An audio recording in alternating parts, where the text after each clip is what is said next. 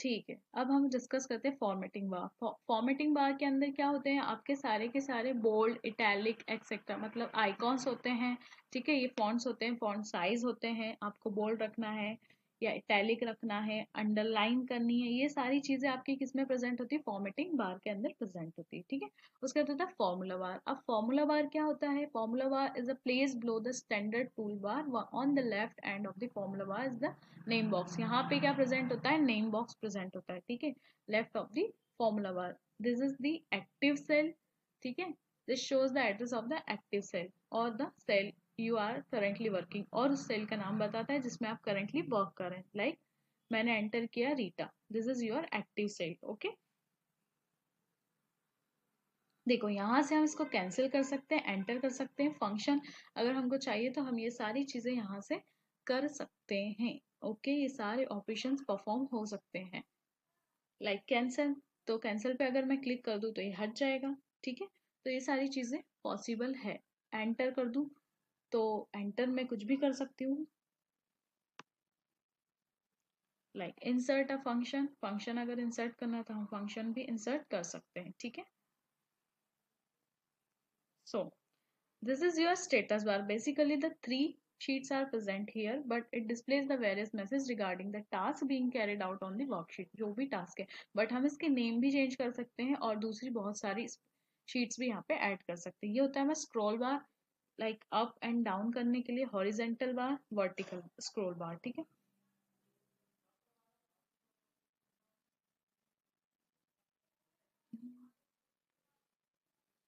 now this is your rows, this is your columns। ठीक है, आपको पता होना चाहिए कि एक्सेल के अंदर क्या होता है, रोज और कॉलम्स होते हैं। अब हम पढ़ेंगे व्हाट इज द वर्कशीट। अब वर्कशीट क्या होती है, each file in Excel is known as a workbook. You can have several worksheets in a workbook. ठीक है, you will now learn about the various components of the excel worksheets।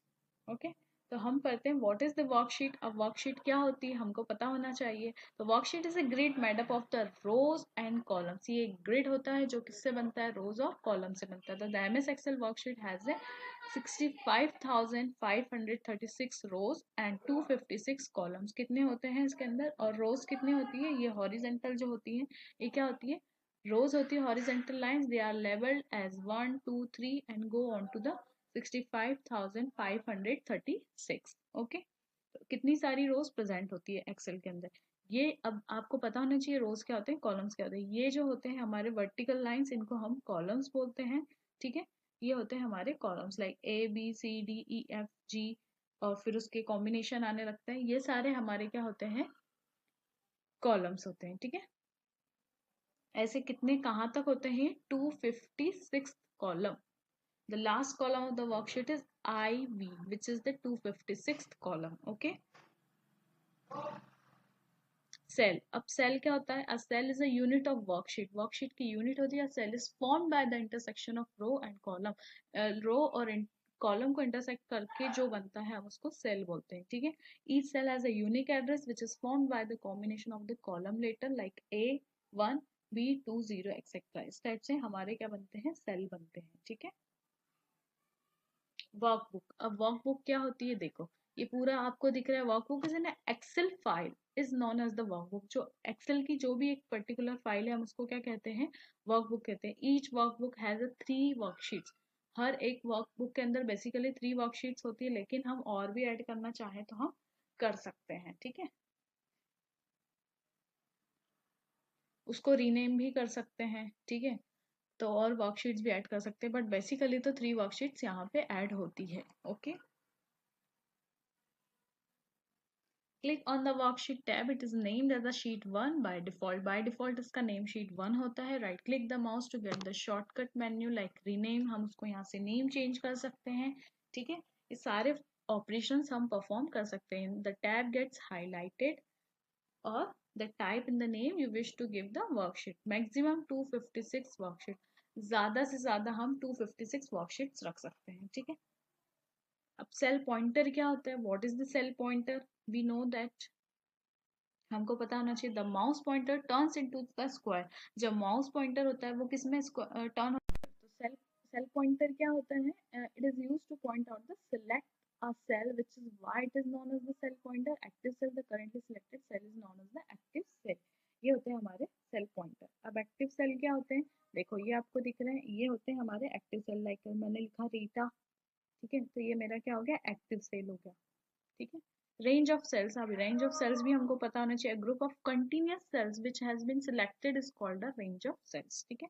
इसको continuously हमने रोज और columns को select किया हुआ, groups को select किया, that is called the range of cells. A range may be single और a group of cells. A range can be given by specifying the address of the first and last cell of the range. Example A2 C5 like that. Okay, A2 colon C5 comma D7 colon H100 like that. Okay. Cell address क्या होता है? हमको ये भी पता होना चाहिए कि सेल एड्रेस क्या होते हैं। तो देखो यहाँ पे आपको दिख रहे हैं A1 ऊपर टॉप में दिख रहा है।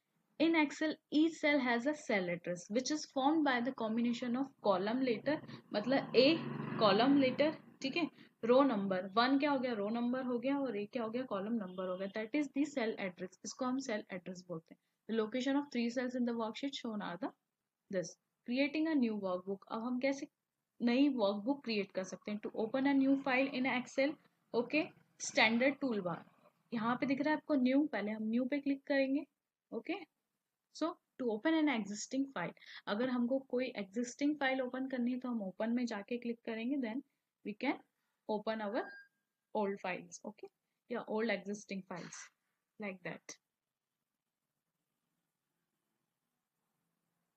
To save a workbook, workbook में कैसे सेव कर सकते हैं? आपको यहाँ पे सेव करके एक ऑप्शन दिखता है, यहाँ से हम चीजें हमारी सेव कर सकते हैं। हमको जो भी नेम रखना है हम फाइल नेम की जगह पे नेम रख सकते हैं। और यहाँ पे लिसन, एक्सेल शीट के अंदर एक एक्सटेंशन यूज होता है, ठीक है, a dialog box, MS Excel will save your file by attaching the extension .xls, okay, to it, ये एक्सटेंशन ऐड करना होता है। टू एग्जिस्ट एक्सेल, एक्सेल से बाहर आने के लिए हम क्या कर सकते हैं? एग्जिट पे क्लिक करेंगे, ओके। फाइल मेन्यू में जाने के बाद हम एग्जिस्ट पे क्लिक करेंगे। सिलेक्टिंग अ सिंगल सेल, अगर हमको कोई पर्टिकुलर सिंगल सेल को सिलेक्ट करना है तो हम क्या कर सकते हैं? To select a single cell on the worksheet, click on the cell with the cell pointer. A black border surrounds the selected. This is now active cell, like that. To select a range of cells को select करने के लिए हम क्या कर सकते हैं? Click the first cell of the range and then keeping your mouse pressed, drag the mouse pointer to the last cell of the range. The range gets selected. Okay, like that. Entering data into a cell, हम data को enter कैसे करवा सकते हैं cell के अंदर? Like this is your active cell, ठीक है। To enter the data in the cell, move the cursor to the desired cell and click once, the cell becomes active, okay. You can now enter the data you have typed appears in the cell and same data is also displayed in the formula bar, okay. Editing data को अगर हमको edit करना है, like हमको नहीं कुछ और लिखना था, हम इसको चेंज भी कर सकते हैं। तो how? Double click on this cell and you can editing the data, okay. तो इस टाइप से हम डेटा को एडिट भी कर सकते हैं।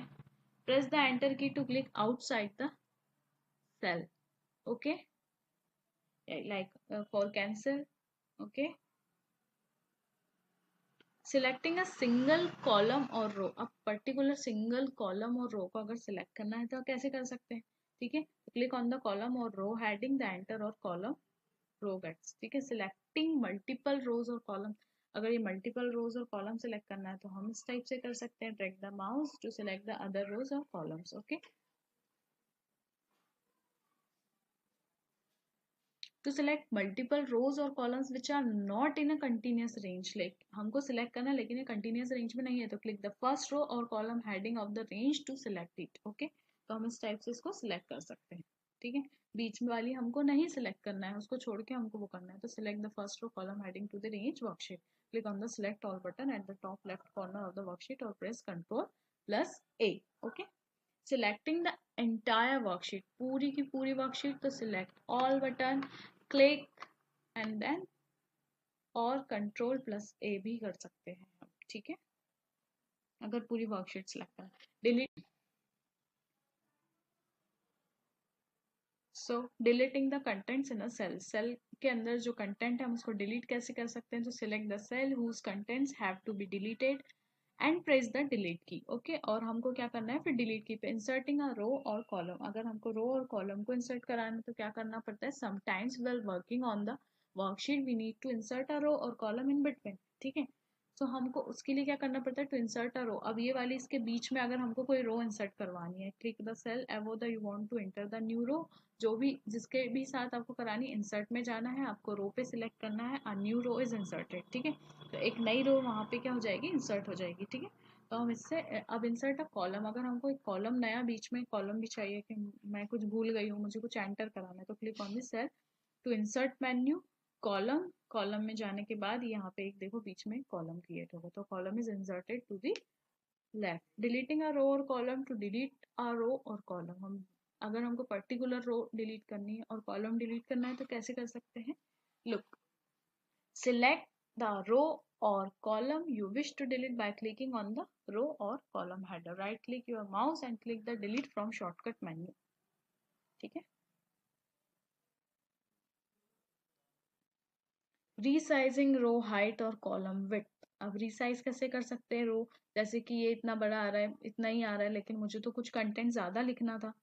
ठीक है, इतना बड़ा कंटेंट लिखना है, तो मैं क्या करूंगी, इतने से में तो नहीं आ पाएगा ये, तो मुझे क्या करना पड़ेगा, इसका रो और कॉलम का साइज रिसाइज करना होगा, तो वो कैसे कर सकते हैं हम, so we adjust the column width resizing a column width, resize a single column width कैसे कर सकते हैं हम देखते हैं। ठीक है,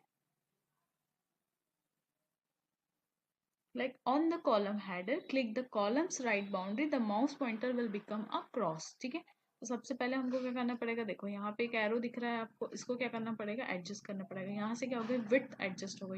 ठीक है, जो भी आपको विड्थ रखनी है वो आप विड्थ एडजस्ट कर सकते हो। ठीक है, रिसाइजिंग द मल्टीपल कॉलम्स की आपको विड्थ एडजस्ट करनी है, to change the width of multiple columns, तो सिलेक्ट करने के बाद क्या करेंगे, हम इसको एडजस्ट करेंगे, right click on your mouse button, click on column width, enter the new width, फिर जो भी विड्थ आपको रखनी है हम उस पर क्लिक कर देंगे एंड देन ओके, तो ये हमारी विड्थ क्या हो गई, एडजस्ट हो गई। ठीक है, multiple columns dragging the cursors along the column heading like that to change the width of multiple columns।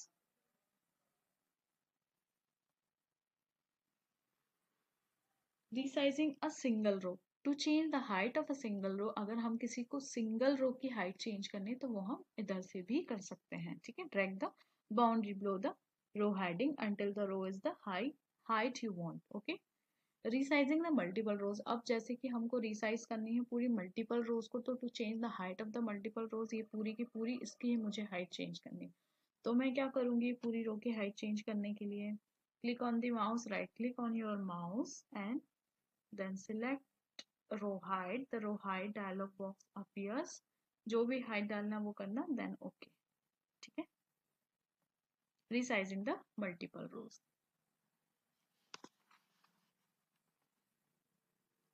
तो ये सारे बेसिक ऑपरेशन है जो आपको आने चाहिए एक्सेल में। Please try at your home, if you have computer और laptop then you can try at your home at least one time. Okay, formatting a worksheet, हम फॉर्मेट कैसे कर सकते हैं वर्कशीट को, लुक मतलब फॉर्मेट करना मतलब उसको एडजस्ट करना, प्रॉपर वे में एडजस्ट करना, लाइक नेम इट्स मार्कशीट है ना, अगर आप सोच रहे हो ये मार्कशीट है, ठीक है, तो एक नेम आ रहा है जैसे Jyoti, font type, font size and colour, ये सब चीजें क्या होती है हमारी, तो रोल नंबर, फॉर्मेट, तो फॉर्मेटिंग कैसे कर सकते हैं, फॉर्मेट में जाके सेल्स में जाने के बाद अब यहाँ से हम सारी चीजें एडजस्ट कर सकते हैं, फॉन्ट स्टाइल, फॉन्ट साइज, ये सारी चीजें हम एडजस्ट कर सकते हैं। ठीक है, फॉर्मेटिंग टूल बार, ये देखो यहाँ पे दिख रहे हैं अलग अलग, तो font type by choosing the font from the top down drop down list, drop down list से हम सारी चीजें सिलेक्ट कर सकते हैं, यहाँ से साइज सिलेक्ट कर सकते हैं, फॉन्ट साइज हमको क्या रखना है, फॉन्ट कलर सिलेक्ट कर सकते हैं, क्या कलर रखना है हमको, ये सारी चीजें हम इसमें कर सकते हैं।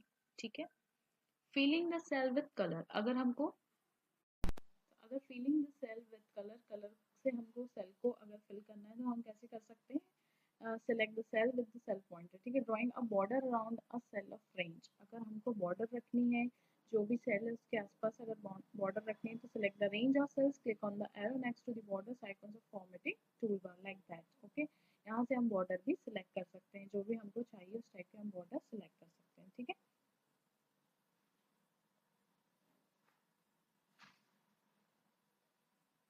So that is your basic operations in Microsoft Excel Office. Okay, so please try at your home and must watch the video. Okay, and then if you have any doubt, then please ask to me. ठीक है, select the range using the format, auto format कैसे कर सकते हैं? देखो, यहाँ से हम सारे कलर्स चेंज कर सकते हैं, सारी चीजें चेंज कर सकते हैं. Select the format your choice and click OK. Fine. We have learnt about the following points. ठीक है, MS Excel software, spreadsheet is a software tool that lets one store, analyze and manipulate sets of numbers. ठीक है, so rows are horizontal lines and running across a worksheet, columns and vertical lines in the worksheet. तो हमको पता होना चाहिए कि हमने क्या क्या चीजें पढ़ी. The various tools on the formatting toolbar can be used to format an Excel worksheet.